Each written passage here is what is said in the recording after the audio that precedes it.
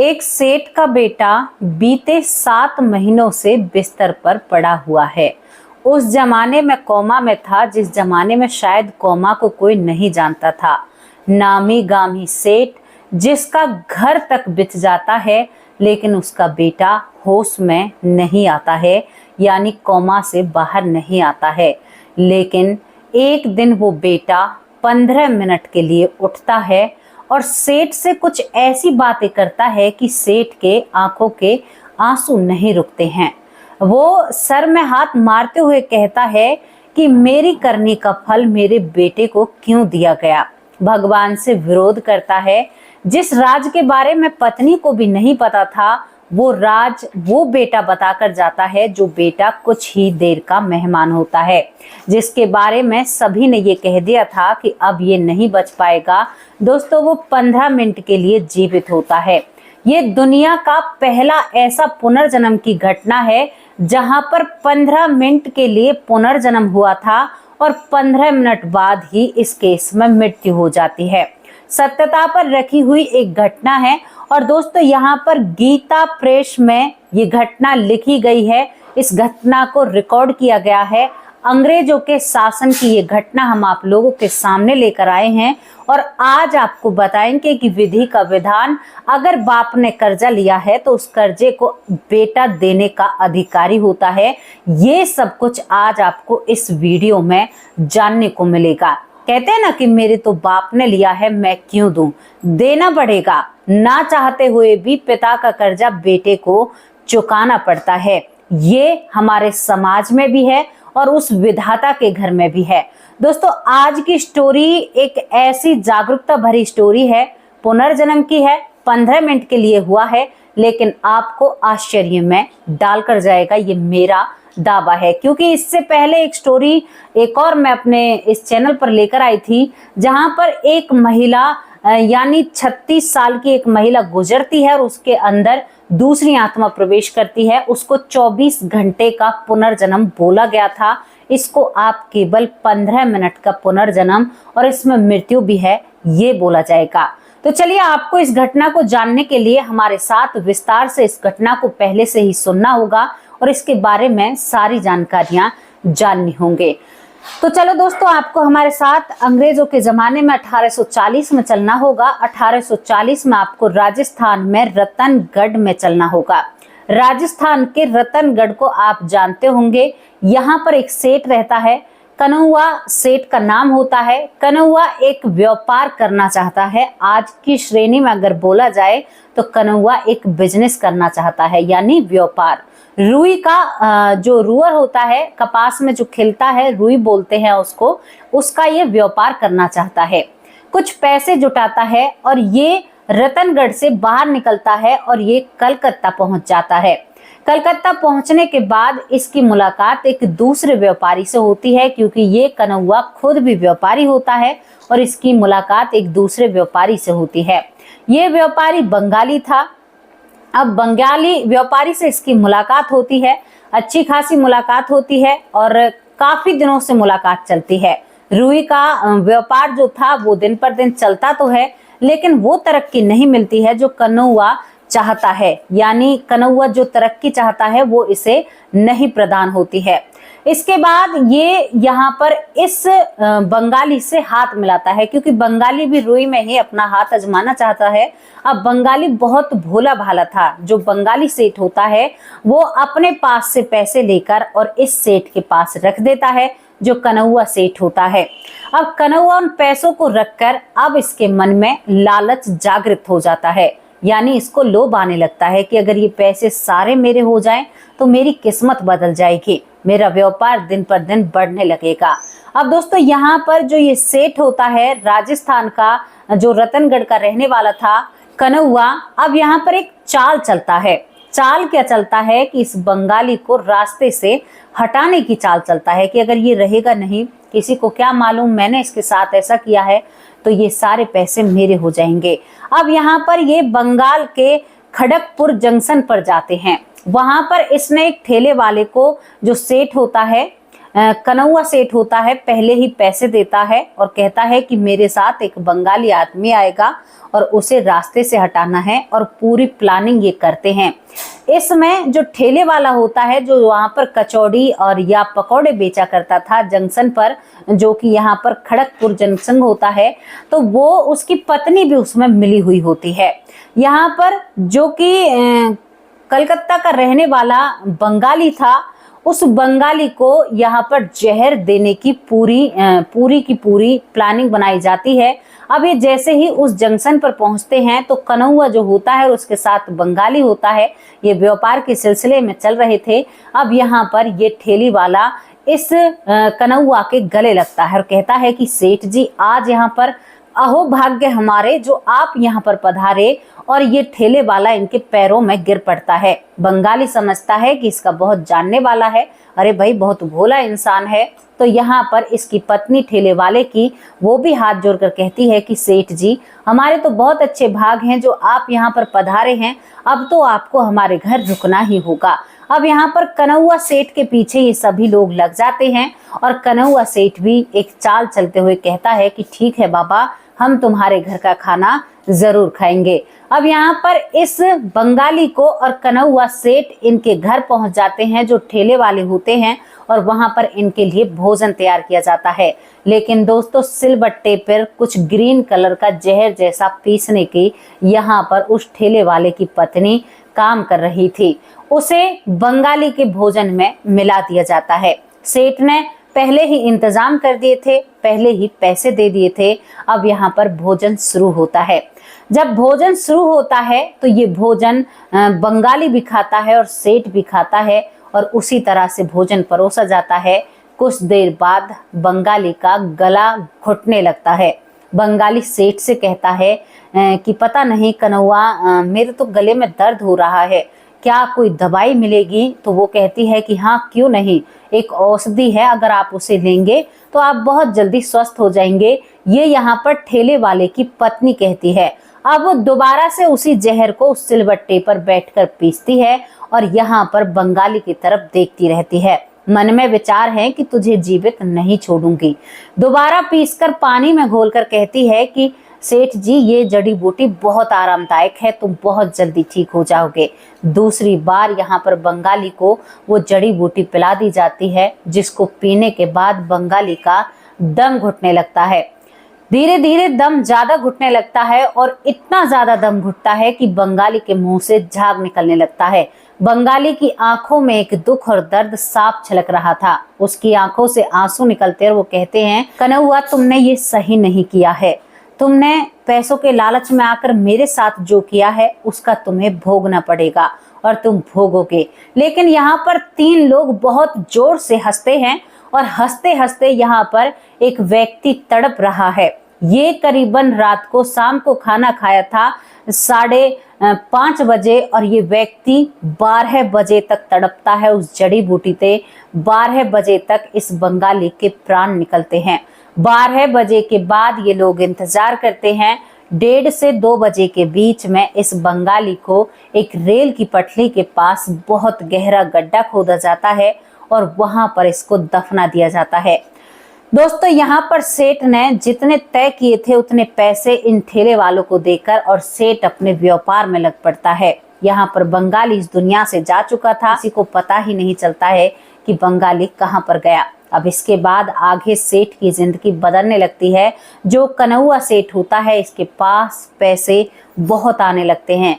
मानो कि इस कर्म कांड को करने के बाद इससे लक्ष्मी जी बहुत प्रसन्न हुई हैं और बहुत ज्यादा धन इसके पास आता है। अब तक इसे कोई संतान नहीं थी, लेकिन इस काम को करने के बाद इनकी पत्नी गर्भवती हो जाती है। लेकिन दूसरी तरफ जो ठेले वाला होता है, उसकी पत्नी के गले में एक बहुत बड़ा फोड़ा उठता है और उस फोड़े का ठेले वाला इलाज नहीं कर पाता है। वो ठेले वाला इस सेठ के पास भी आता है कनौआ के और उससे मदद मांगता है, लेकिन कनौआ उसकी मदद नहीं करता है और ठेले वाले की पत्नी तड़प तड़प कर इस दुनिया से चली जाती है। जिसने 2 बार एक बंगाली के लिए जहर को पीसा था। अब जिंदगी आगे चलने लगती है। 9 महीने बाद सेठ की जो पत्नी होती है एक सुंदर से बेटे को जन्म देती है।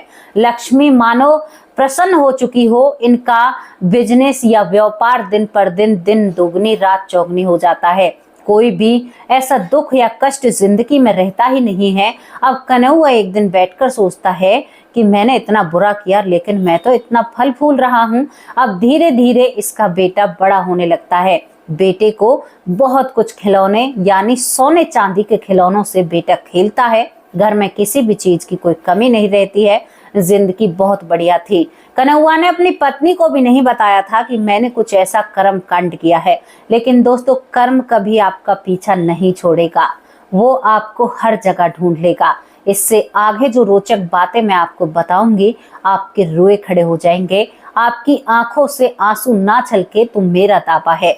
इसके बाद सेठ का लड़का दिन पर दिन बड़ा होने लगता है। जब बेटा बड़ा होता है तो पिता की एक आस बंधती है और एक ही बेटा इसको पैदा होता है। जमीन जायदाद इतनी हो जाती है कि आस पड़ोस के लोग कहते हैं कि भाई कन्हैया की तो बहुत मौज आ रही है, बहुत पैसा इसके पास है। अब बेटा 16 साल की उम्र में होता है तो बेटे के लिए एक दुल्हनिया तलाशी जाती है।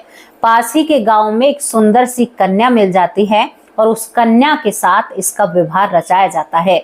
दोनों की शादी धूमधाम से की जाती है और दोस्तों, बैलगाड़ी और तांगे गाड़ी में वहां से ऊंट बुग्गी जो होते हैं उनमें इनकी बारात वापस आती है। एक सेठ की बारात थी, लेकिन रास्ते में उस 16 साल के बेटे को जाने क्या होता है। तेज बुखार आता है, सर में दर्द होता है और वो लड़का घर आने से पहले ही दुल्हन भी घर पर नहीं उतरती है और बेहोश हो जाता है। बेहोश होने के बाद उस लड़के को ये सेठ एक हॉस्पिटल में ले जाता है। हॉस्पिटल गांव से काफी दूर रहता है। तब तक ये लड़का झाग देता है। इसके मुंह से झाग निकल रहे थे, लेकिन जब सेठ अपने बेटे को झाग देता हुआ देखता है तो इसे वो पल याद आ जाता है जब इसने एक बंगाली को जहर दिया था। दोस्तों, यहाँ पर हॉस्पिटल में जब पहुंचते हैं तो वहां पर डॉक्टर इसे कोमा घोषित कर देते हैं। बड़े बड़े डॉक्टर थे, एक आधी हॉस्पिटल होता है, सरकारी अस्पताल था। कई दिनों में पता चलता है इसके हाथ का कंगना भी नहीं खुलता है। उधर घरवाली रोती है, विलाप करती है। सेठ एक हॉस्पिटल से दूसरे हॉस्पिटल और पूरी जायदाद को बेच देता है। बेटे के पीछे पागल हो जाता है। मुंबई तक अपने बेटे को ले जाता है, लेकिन डॉक्टर वहां पर भी मना कर देते हैं। कह देते हैं कि घर ले जाइए, इसका हमारे पास कोई इलाज नहीं है, ये एक गहरी निद्रा में है, अब पता नहीं ये कब उठेगा। यहाँ पर सेठ अपने बेटे को 3 महीने धक्के खाकर घर ले आता है। वो पत्नी जिसके हाथ की मेहंदी शायद पति ने नहीं देखी, जिसका चेहरा भी पति ने नहीं देखा, वो रोती बिलाप करती घर में घूमती रहती है। अब यहाँ पर इस लड़के को घर लाकर डाल दिया जाता है। जब ये लड़का घर आ जाता है तो बड़े बड़े वैद्यों को भी इनको दिखाया जाता है, तो हर वैद्य अपनी तरह से दवाई बताता है। देखते देखते 7 महीने हो जाते हैं, लेकिन कोई भी वैद्य काम नहीं करता है। अब गांव का एक जाना माना हकीम और वैद्य होता है, वो इनके पास आता है और इस सेठ को एक खबर देता है। इसके बेटे की नब्ज चेक करता है और उससे कहता है कि सेठ बुरा ना मानो तो एक बात कहूं, हालांकि अब आप सेठ नहीं रहे हो, क्योंकि इन सब मामलों में जो कन्हैया होता है, कन्हैया का घर तक गिरवी रख जाता है, लेकिन बेटे को कोई आराम नहीं होता। यहाँ पर ये वैद्य कहता है कि आपका बेटा आज या कल 2 दिन के अंदर इस दुनिया से चला जाएगा।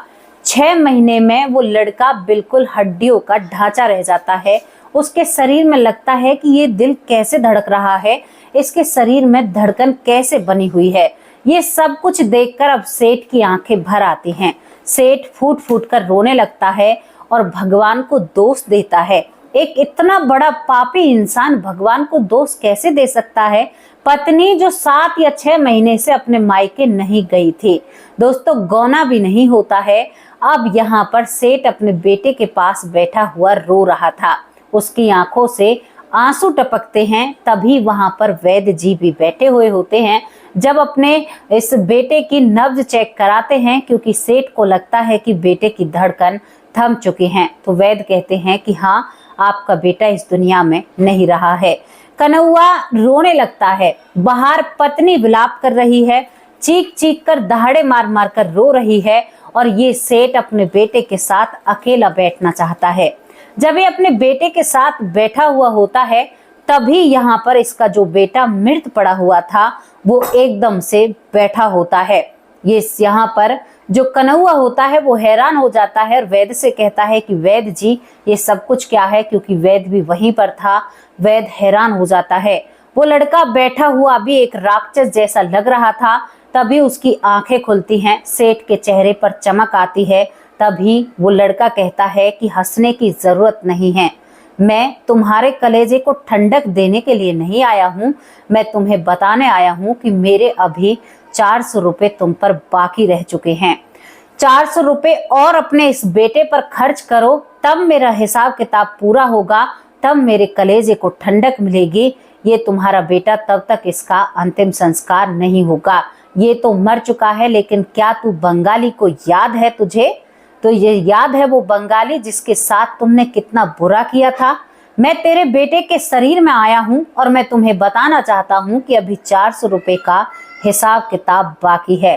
कन्हैया होश कर ले, तुमने क्या किया है और आज मैं ये बता क्यों रहा हूँ, ताकि समाज में एक संदेश जाए, कोई करने से पहले 100 बार सोचे।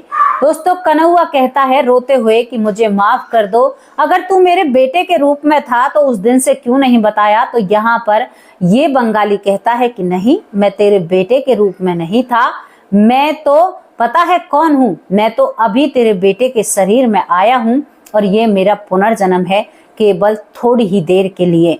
अब यहाँ पर सेठ फूट फूट कर रोने लगता है कि मेरे बेटे का क्या दोष था। तो यहाँ पर ये बंगाली कहता है कि मेरे परिवार का क्या दोष था, मेरा परिवार जैसे तड़पा है ऐसे तू भी तो तड़पना चाहिए, तभी तो तुम्हें पता चलेगा कि तुमने क्या किया है। दोस्तों ये बातें सेठ की पत्नी सुन रही थी, वो भी हैरान हो जाती है। उसके बाद सेठ कहता है कि चलो ठीक है, मैंने मान लिया, लेकिन इसकी पत्नी जिसका कंगना भी नहीं खोला उसकी क्या गलती है जो उसे ये सजा मिल रही है। तभी यहाँ पर जो ये बंगाली या उसका 16 साल का बेटा जो कोमा के अंदर होता है वो हंसने लगता है और कहता है कि सेठ इतना भोला मत बन, ये वो महिला है जिसने 2 बार सिलबट्टे पर पीसकर मेरे लिए जड़ी बूटी घोली थी।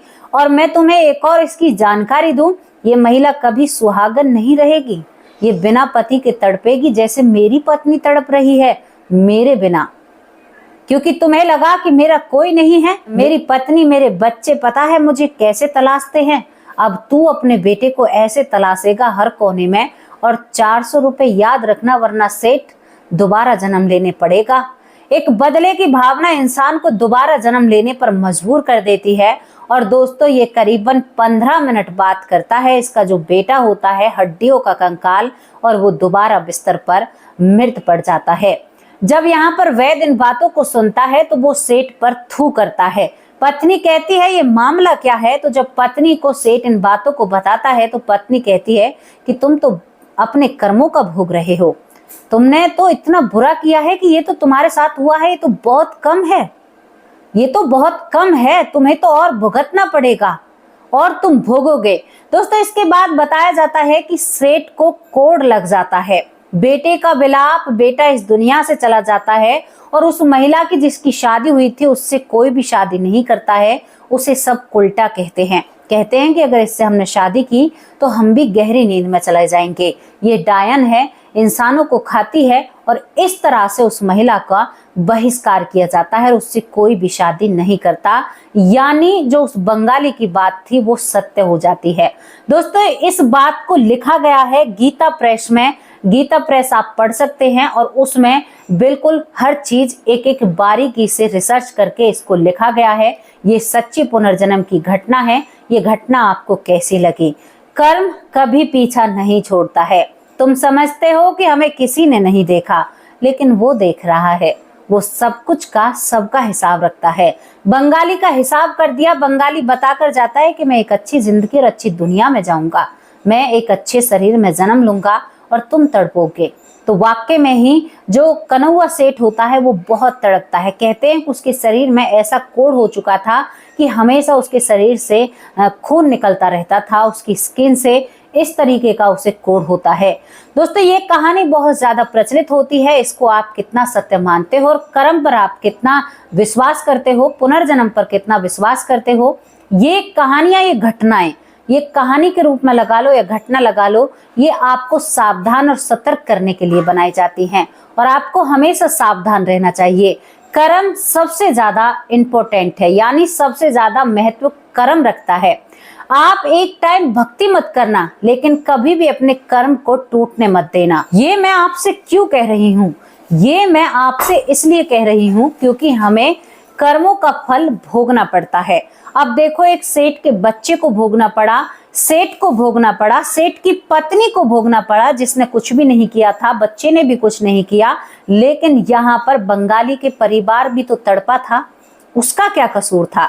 तो दोस्तों आपको हर चीज के बारे में हिसाब किताब देना होगा, तो सावधानी से किसी का एक पैसा लेना। अगर तुमने किसी के पैसे लिए और हाँ, जो 400 रुपए रह जाते हैं, सेठ उन 400 रुपए में अपने बेटे की काटी कफन का इंतजाम करता है और इस तरह से इस कहानी या इस घटना का समाप्त हो जाती है।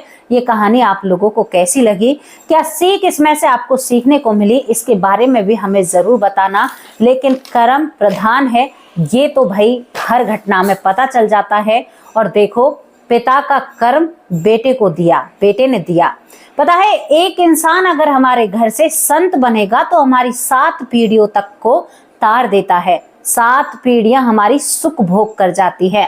और एक इंसान हमारे घर में से जुर्म करेगा, अन्याय बनेगा और लोगों को सताएगा, तो 7 पुश्तों तक यानी 7 पीढ़ियों तक उसका भुगतान हमें करना पड़ता है। तो यही तो कहते हैं कि जो हमारे बच्चे हमारी 7 पीढ़ियों तक तार सकते हैं। तो दोस्तों ये कहानी बहुत कुछ सिखलाती है और आपको बहुत कुछ सीखना भी चाहिए इससे। अब यहाँ पर कहानी तो समाप्त हो जाती है, पुनर्जन्म की सच्ची घटना है। आपका दिल नहीं कांपता है, आपके रोए नहीं खड़े होते हैं जब आप इनको सुनते हो? भाई मुझे तो बहुत ऐसा लगता है कि आज की बात बताऊं, मैं काम कर रही थी तो चींटियों को उंगली पे रख के और दीवार पे चढ़ा रही थी, क्योंकि मुझे वहां पर वाइपर करना था और वहां पर बहुत सारी चींटियां होती हैं। पता नहीं, कुछ ऐसा भाव अंदर से आता है, जो दिल की भावनाएं हैं वो आपको बता रही हूं मैं। पता नहीं, मन ऐसा हो जाता है। अब यहाँ पर हम लोगों के नाम लेते हैं जो लोग हमारी वीडियो पर कमेंट करते हैं। पीहू हेला, कैसी हो आप? बहुत अच्छे कमेंट करती हो। मीनाक्षी वर्मा, बहुत बहुत धन्यवाद। सीमा लखनऊ से बहन बहुत अच्छी हैं। यहाँ पर जिज्ञासा पाटिल, जिज्ञासा पाटिल, आपका नाम इसी तरह से समझ में आया है, बहुत बहुत धन्यवाद।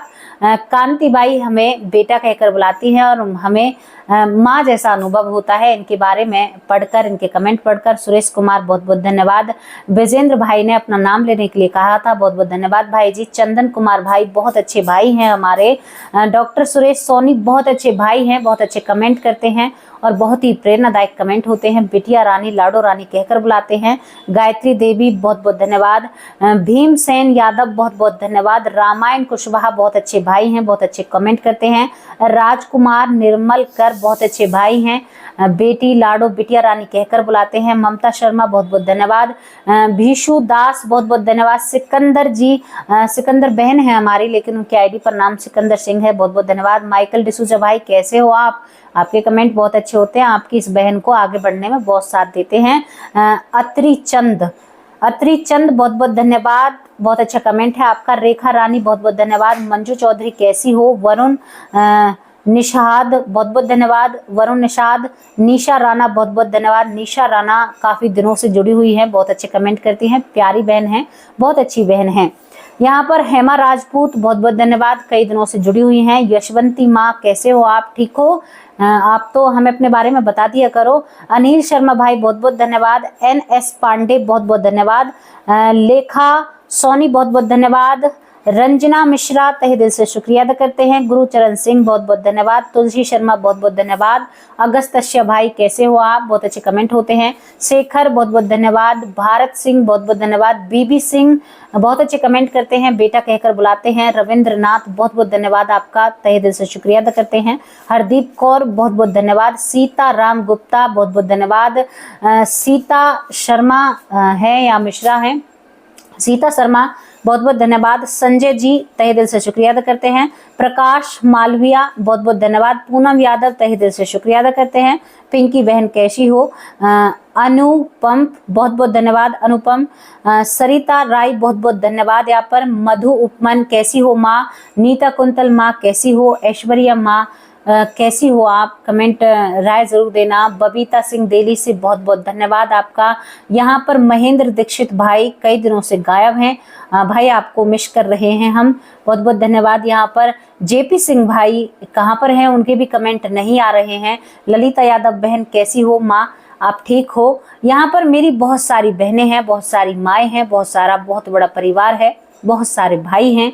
यहाँ पर कई भाई हैं, चंदन कुमार, जेपी भाई और नीता कुंतल, बहुत सारे भाई हैं, राहुल, विजेंद्र, बहुत सारे हैं, लेकिन सभी के नाम नहीं ले पाती हूँ। आप सभी के साथ और विश्वास से ही मैं आगे बढ़ रही हूँ और लोगों ने शायद मुझे अपने दिल में जगह दी है। जो आपकी ये प्यारी बहन, लाडो बहन, बिटिया रानी जो यहाँ तक पहुँच पाई है। दोस्तों बस 9000 की कमी है और फिर आपकी बेटी का, आपकी बहन का, आपकी लाडो बेटी का बटन आ जाएगा और कितनी खुशी की बात है। आप हम सभी शेयर करेंगे, उस दिन लाइव आएंगे और देखती हूँ मेरे लिए कितने खुश होते हैं मेरे परिवार वाले। वैसे मेरे परिवार वाले मेरा बहुत साथ देते हैं। अब मैं क्या आप लोगों से विदा ले सकती हूँ। ये पुनर्जन्म की घटना कैसी लगी अपनी राय कमेंट बॉक्स में जरूर रखना। कल हाजिर होंगे एक सच्ची और अच्छी स्टोरी के साथ, तब तक के लिए नमस्कार, जय हिंद, जय भारत।